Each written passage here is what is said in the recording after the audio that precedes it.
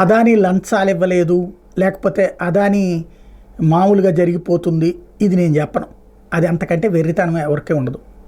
ఒక షాప్ పెట్టుకున్నోడి దగ్గర నుంచినే దందాలతో డబ్బులు వసూలు చేస్తున్న రోజులు. చివరికి కడపలో ఏం జరిగింది? అదాని వాళ్ళు వ్యాపారం పెడతంటే డబ్బులు అడిగాడు అక్కడ. అది ఇవ్వలేదని నేను పగలగొట్టినటువంటిది కూడా చూసాం కదా.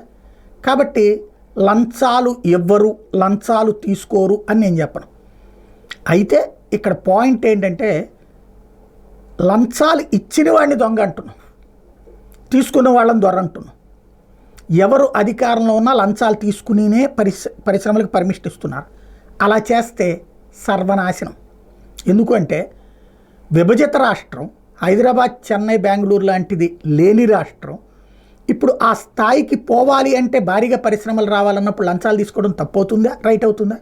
తప్పే అవుతుంది. అయినా లంచాలు ఇచ్చి వస్తున్నారా? ఇది తేలాల్సిన అంశం నెంబర్ 1. నెంబర్ 2 వచ్చేటప్పటికి ఇంతకీ ఇప్పుడు పెట్టుబడులు తీసుకుంటామా లేదా అదానివి? అదాని ఈ రాష్ట్రంలో దాదాపు 2,80,000 కోట్ల రూపాయల పెట్టుబడులు పెట్టడానికి ముందుకు వచ్చాడు. తీసుకుంటామా లేదా? అదాని దగ్గర నుంచి మనం వద్దంటామా? ఆల్రెడీ మన రాష్ట్రంలో కృష్ణపట్నం పోర్టు అతని చేతుల్లోనే ఉంది, గంగవరం పోర్టు అతని చేతుల్లోనూ, ఇంకో 3-4 పోర్టులు కూడా తీసుకోవడానికి సిద్ధంగానే ఉన్నారు. అట్లాంటప్పుడు ఏం చేస్తారు? ఇప్పుడు అలాగే అదానికి సంబంధించిన డేటా సెంటర్ పెడుతున్నారు. ఇదంతా కూడా మొన్న ఈ మధ్య చంద్రబాబు గారు వచ్చాక కూడా కుదిరినాయి కదా వాళ్ళతో. ఇప్పుడు అదాని ఇట్లాంటి వాళ్ళు కాబట్టి వ్యాపారాలు ఏది వాళ్ళంతటా వాళ్ళు లంచం ఇచ్చారు, వీళ్ళు బలవంతం చేస్తే ఆ కారణంగా ఆపుతారా? అదాని పెట్టుబడులు తీసుకోరా?